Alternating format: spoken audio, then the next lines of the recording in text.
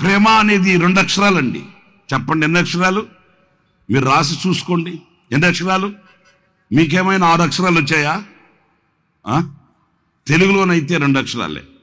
ఇంకా వేరే వేరే భాషల్లో ఒకవేళ ఎన్ని అక్షరాలు వస్తాయో నాకు తెలియదు, కానీ తెలుగులో ముద్దుగా 2 అక్షరాలు. చాలా గాఢమైనది ప్రేమ, చాలా పవిత్రమైనది ప్రేమ. మీకు ఇంకా ఒక మాట చెప్పనా? అన్నింటిలో శ్రేష్టమైంది చెప్పండి. దోమ కాదు, ప్రేమ. చాలా పవిత్రమైంది, అన్నింటిలో స్థిరమైనది, అన్నింటిలో శాశ్వతమైనది, అన్నింటిలో రమ్యమైనది, ఉన్నతమైనది ప్రేమ. ఈ ప్రేమ పవిత్రమైనది. నేను చాలాసార్లు చెప్తుంటాను, దెబ్బ తింటుందే కానీ ప్రేమ దెబ్బ కొట్టదు. కన్నీళ్లు పెడుతుందే కానీ ప్రేమ కన్నీళ్లు పెట్టించదు. ప్రాణం పెడుతుందే కానీ ప్రేమ ప్రాణం తీయదు. వింటున్నారా? భుజముల మీద మోస్తుంది, ఆకాశ గగనాలకి ఎత్తుతుంది, తల ఎత్తి చూచేటట్లుగా ఉండాలని ఆశించి కోరికతో సాహసం చేస్తుంది ప్రేమ. ఇది లోక ప్రేమల వంటిది కాదు, దేవుని ప్రేమ.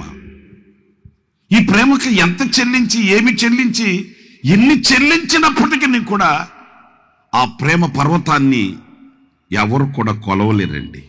అందుకే వాక్యంలో వ్రాయబడి ఉంది, దాని యొక్క పొడవు, వెడల్పు, లోతు, ఎత్తుని మనం తెలుసుకోవాలంట. ఎలా తెలుసుకోగలుగుతాం? ఈ జీవితం సరిపోతుందా?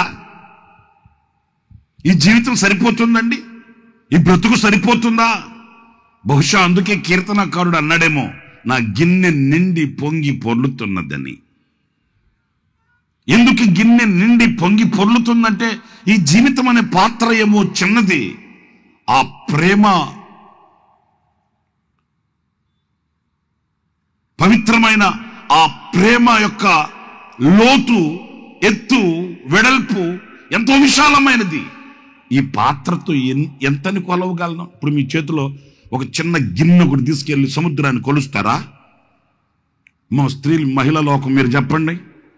సరే, మహిళా లోకం వదిలిపెట్టి మా లోకం మీరు చెప్పండి. మహిళా లోకమైనా మా లోకమైనా ఏ లోకమైనా ఒక గిన్నె ఒకటి తీసుకుని వెళ్ళి సముద్రాన్ని కొలవమంటే కొలుస్తారండి?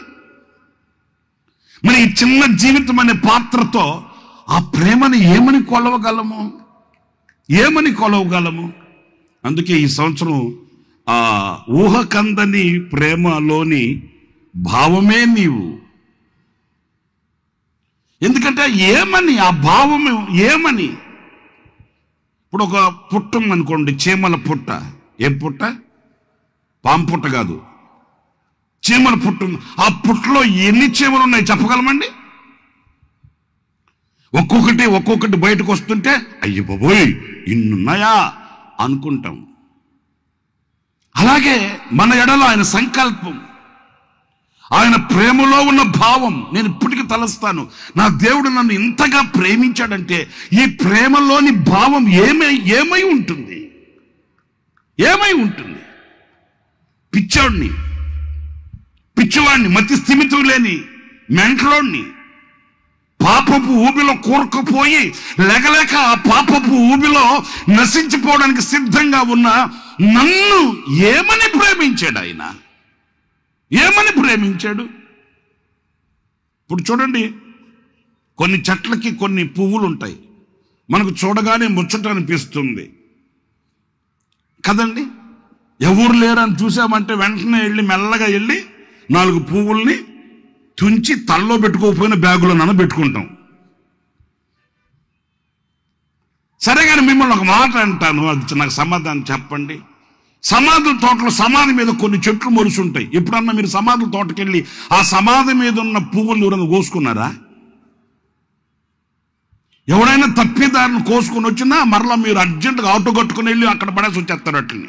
ఎందుకంటే ఆ పువ్వులతో కూడా వాడు వస్తాడేమోనని. మరి దానికంటే హీనంగా బ్రతుకుతున్న వాడిని కదా, మరి నన్ను ఎందుకు ప్రేమించాడు ఆయన? అసలు నన్ను ప్రేమించ మనసు ఎలా వచ్చింది ఆయనకి? మీరు థింక్ చేసి చూడండి. ఎవరో అందగాడు, ఆటగాడు, పాటగాడు, యాక్టరు, డాక్టరు, కలెక్టర్ అలాంటి వాడైతే ఓకే. దేనికి పనికిరాని, తృణీకరింపబడి త్రోసివేయబడిన నన్ను ఎలా ప్రేమించావయ్యా? నన్ను ఎలా ప్రేమించ మనసు వచ్చిందా నీకు అసలు? అందుకే ఊహ కందని ప్రేమలోని భావమే నీవు. నా హృదయమందు పరవశించు గానమే. ఇక వేరే గానం, వేరే ధ్యాస, వేరే ఊసు, వేరేది లేదిక. నా హృదయమందు పరవశించు గానమే నీవు.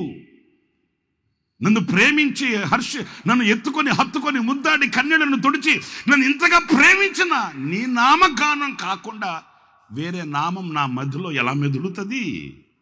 మెదలదు, కదలదు.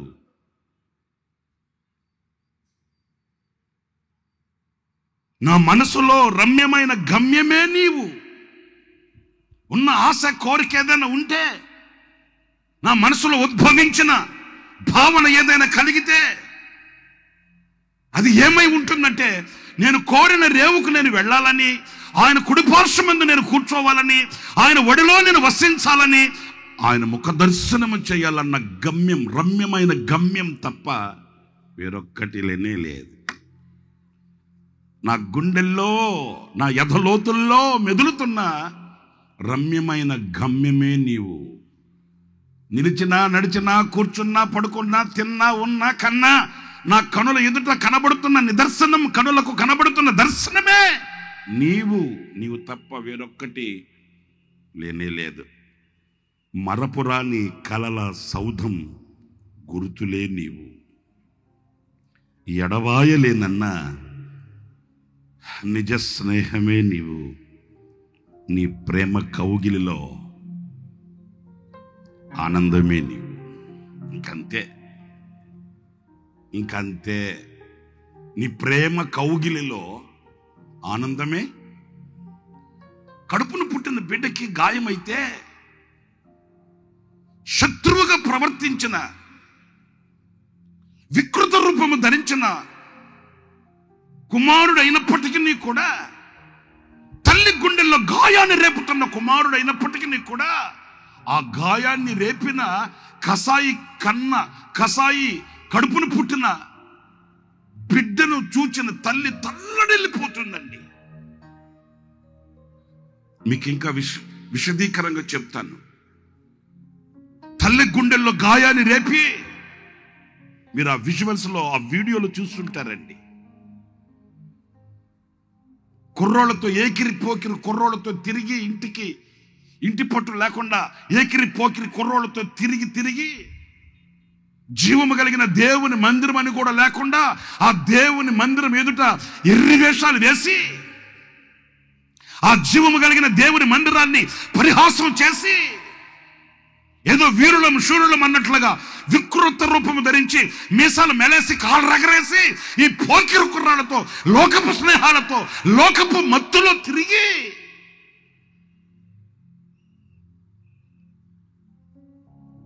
ఇంటికి వచ్చిన బిడ్డని మందలించిన తల్లిని గద్దించి, ఆ తల్లి గుండెల్లో వేదనను మిగులుస్తున్న తనయుడిగా ఉన్నప్పటికీ, మీరు ఆ విజువల్స్ ఆ వీడియోలో చూస్తుంటారండి. ఆ తల్లి తన పిడికెడులో ఉన్న అన్నం, ఆ పిడికెడులో ఉన్న భోజనాన్ని బిడ్డకు పెట్టి, ఆ మిగిలిన కొంచెం అన్నం తిందామని ప్రార్థించబోతే, కన్నీళ్లతో ప్రాకారాన్ని కట్టి కళ్ళలో కన్న బిడ్డను పెట్టుకుని ప్రార్థించే ఆ తల్లి ప్రేమను గుర్తించలేక, ఆ తినే అన్నాన్ని కూడా కాళ్ళతో కొట్టి ఆ తల్లిని వేధిస్తే,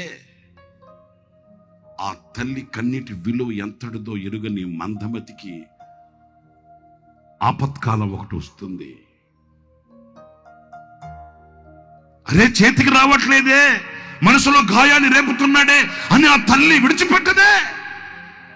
ఆ తల్లి గుండెల్లో పొగసగలు కక్కుతాయి. ఎందుకంటే 9 మాసాలు మోసి కడుపు చించుకొని కన్నది కనుక, ఆ కన్న తీపి కన్న తల్లి గుండెల్లో వేదనను మిగిలిస్తే కళ్ళల్లో నీళ్లు కారుతాయి. కన్న తల్లి కళ్ళల్లో కారే ప్రతి నీటి బొట్టు గుండె పగిలిన బాధకు నిదర్శనం. అయితే ఒక్క మాట,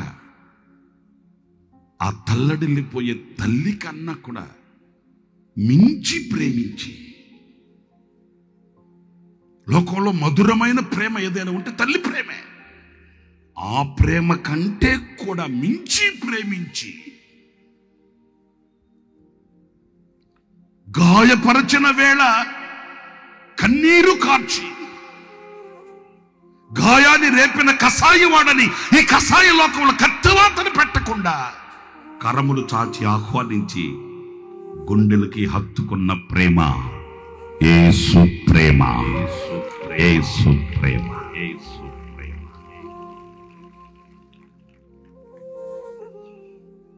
పడి చెడి కృంగి దేవునికి వెన్ను చూపి లోకానికి ముఖము చూపి పారిపోయిన వ్యక్తి నేల కొరిగిపోయి పనికిరాని వాడిలా ఉంటే, నింగి నేలను ఒకటిగా చేయగలిగిన బలమైన వారధిగా సారథిగా దిగివచ్చి ఆ నేల కొరిగిపోయిన జీవితాన్ని పైకి లేవనెత్తి మరలా ఆయనతో కూడా కూర్చుండబెట్టుకోవడానికి, మానవ విలువను కలిగించడానికి, సమసమాజంలో విలువ కలిగిన మనిషిగా బ్రతుకును ప్రసాదించడానికి, సర్వలోక పాప పరిహారార్థమై సర్వలోక కళ్యాణార్థమై తన మహిమను విడిచి ఈ భూమికి దిగివచ్చిన భాగ్యం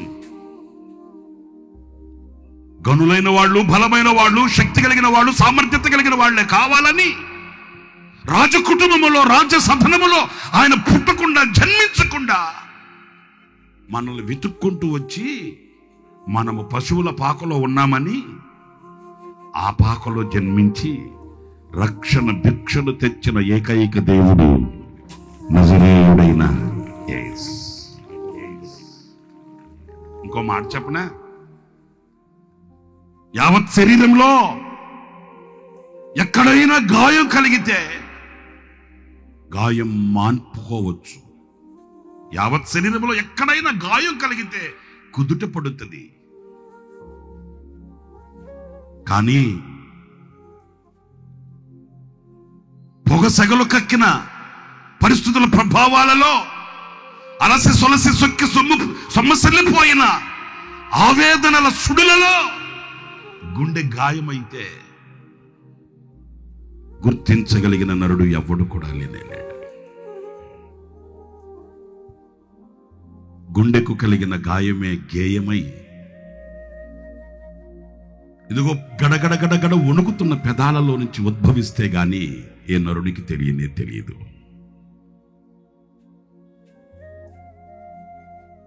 దేహమందు గాయము కలిగితే కుదుట పడును, కానీ గుండె గాయము గుర్తించగలిగిన నరుడు లేనేలేడు. కానీ రాత్రి ఈ సభల మూలాన నేను మీతో చెప్తున్నాను, నీ శరీరానికి కలిగిన గాయమే కాదు, నీ గుండె గాయాన్ని చూడగలిగిన దేవుడి రాత్రి ఇక్కడికి దిగి వచ్చి ఉన్నాడు. నీ గుండె గాయాన్ని కట్టగలిగిన దేవుడి రాత్రి నీ కొరకే ఆయన ఈ ఆవరణంలో సంచరిస్తున్నాడు. నిశ్చయముగా నా దేవుడు నీ గుండె గాయాన్ని కట్టడానికి బలమైన వర్తమానంగా తన సేవకుని ఇక్కడికి తీసుకుని వచ్చి ఉన్నాడు. తన సేవకుని ముఖాంతరములోంచి ప్రతి మాట ఈ రాత్రిని హృదయాన్ని దర్శించబోతుంది. ఈ రాత్రిని గుండె గాయాన్ని కట్టబోతుంది. నీ మనసులో ఉన్న ప్రతి మలినాన్ని శుద్ధి చేయబోతుంది. నీలో ఒక నూతనత్వాన్ని సృష్టించబోతుంది. మనిషి మనసు ఎరిగిన మహా మనిషి ఈ రాత్రి మన మధ్యలో సంచరిస్తున్నాడు. మనిషి మనసు ఎరిగిన మహా మనిషి ఈ రాత్రిని ప్రక్కన నిలవబోతున్నాడు. నీ హృదయపు తలుపులు తెరవబోతున్నాడు. నీ చీకటిని పారదోలబోతున్నాడు. నీ హృదయంలో ఉన్న ఆవేదనను తొలగించి నీ మనసులో మరుపు రాని మధురమైన జ్ఞాపకాలు నిలపబోతున్నాడు. నిశ్చయముగా ఈ రాత్రి నా దేవుడు అలాంటి గొప్ప కార్యం చేస్తాడు. హల్లెలూయా. మన అంతరంగమును తెరచి చూడగలిగిన గాఢమైన ప్రేమ ఆయన భుజముల పైన మోసి, ఆయన భుజముల మీద మనల్ని మోస్తూ, ఏమండి నేను చెప్పే మాట వినండి, రేయ్ చిన్నప్పుడైతే నిన్ను మోసాను కానీ ఈ వయసులో నిన్ను మోయలేనులే కానీ దిగరా అనేవాడు కాదండి. తెల్లైతే, చెల్లైతే, అన్నైతే, ఆ అక్క అయితే, నరములాడుతున్న ఏ నరులైనప్పటికీ కూడా ఒక వయసు వరకే, కొంత సమయం వరకే నిన్ను మోస్తారు. ఆ తర్వాత నిన్ను మోయడానికి బరువైపోద్ది. మీకు ఇంకొక మాట కూడా చెప్తా. మనాడికి ఒక ఊత పదం ఉందండి. ఏమంటారంటే, నా బిడ్డ నా ఇంట్లో ఉంటుందిలే, ఎళ్ళు, తీగకి కాయ బరువు అవుతుందా? వాయిస్లో బేస్ బిడ్డయా, తీగకి కాయ బరువు అవుతుందా? ఊత పదంగా అంటారండి మనాళ్ళు. అందరు నన్ను చూడండి, నేను మిమ్మల్ని ఒక ప్రశ్న అడుగుతున్నాను, సమాధానం చెప్పండి. ఏ తీగకి ఏ కాయ బరువు అవ్వదు చెప్పండి, నేను చెప్తాను మీకు సమాధానం. ఏ తీగకి ఏ కాయ బరువు అవ్వదు? ఓ ఊత పదంగా అనేస్తాం కానీ తీగకి కాయ బరువు అవుతుందానని. ఏ తీగకి ఏ కాయ బరువు అవ్వదు. వయసుకొచ్చిన బిడ్డలు, కాళ్ళ మీద ఎదిగిన బిడ్డలు కనుల ఎదుట ఇంట్లో ఉంటే ఆ కన్న తల్లిదండ్రుల గుండెల్లో ఉండే ఆవేదన సావుకులుగా మాకు తెలుసు, అంతరంగాన్ని ఎరిగిన దేవునికి తెలుసు. పెళ్లికి ఈడుకొచ్చి వివాహం కాని బిడ్డలు ఇంట్లో ఉంటే ఆ తల్లిదండ్రుల ఆవేదన ఏంటో వారికి తెలుసు, దేవునికి తెలుసు. నిష్ప్రయోజకులై దేనిని సాధించలేక చేతగాని వాడి వలె సతికిలబడి ఉంటే ఆ తల్లిదండ్రుల గుండెల్లో ఉన్న కుంపటేంటో దేవునికి తెలుసు, వాళ్ళకి తెలుసు. ఏ తీగకి ఏ కాయ బరువు కాకుండా ఏముండదండి. కొన్నాళ్ళు ముచ్చటగా చూస్తారు, ఆ తర్వాత ఎక్కసపడుతారు, కన్నీళ్లు కారుస్తారు. నా బిడ్డ నాకు బరువైపోయాడే. ఇంకొంచెం ఒక చిన్న బాధాకరమైన మాట చెప్తాను. కడుపు చీల్చుకొని కన్ని పెంచి పెద్ద చేసిన తల్లిదండ్రులు వృద్ధాప్యంకి వచ్చేసారనుకోండి, ముసలితనానికి వచ్చేసారనుకోండి, ఆ ముసలితనంలో వృద్ధాప్యపు వయసులో ఆ నిండు వృద్ధాప్యంలో ఉన్న తల్లిదండ్రులు మోయడం ఈనాటి తరానికి బరువైపోతుందండి. ఈ మాటలన్నీ నేను మీతో ఎదురు చెప్తున్నానంటే, ముదిమి వచ్చు వరకు నిన్ను ఎత్తుకున్నవాడు నేనే అన్న నాథుడు, యోధుడు, దేవుడు ఒకే ఒక్కడు, ఆయన పేరే నజరేయుడైన యేసు. ప్రియులారా, ఆయన నిన్ను భుజముల మీద మోసి అలసిపోని ప్రేమ. ఒకే మాట ఆఖరిలో తేల్చి చెప్పేది ఏంటంటే, నీవు లేనిదే నా బ్రతుకులో అసలు విలువ అంటూ లేనే లేదయా. ఇంకొక మాట తెగించి మాట్లాడుతున్నాను. అసలు నిన్ను విడిచిన నాడు, నీకు దూరమైన నాడు నా బ్రతుకులో విలువ అంటూ కోల్పోయిన వాడని అవుతానయ్యా. నీవు ఉన్నావు గనుక, నీతో నేనున్నాను గనుక, నీ చేతిలో నన్ను పట్టుకున్నావు గనుక, నీ ఎదలో నన్ను దాచుకున్నావు గనుక, ఇదిగో వీళ్ళంతా నన్ను చూస్తున్నారు. మరలా రిపీట్ చేయనా? నా చేతిని పట్టుకున్నావు గనుక, నీ ఎదలో మదిలో నన్ను ఉంచుకున్నావు గనుక, నీ కనుచూపుల పరిధిలో నన్ను దాచుకున్నావు గనుక ఈ జనవాహిని నా వైపు చూస్తున్నారు. విలువంటూ నాకు దక్కింది. నీవే నాకు లేకపోతే ఏ ఒక్కరు నన్ను చూడరే, ఏ ఒక్కరు నా దగ్గరికి రారే. నీవు లేనిదే విలువ లేదు, నీవు లేనిదే జీవితం లేదు, నీవు లేనిదే నాకు శ్వాస అంటూ ఆడదు.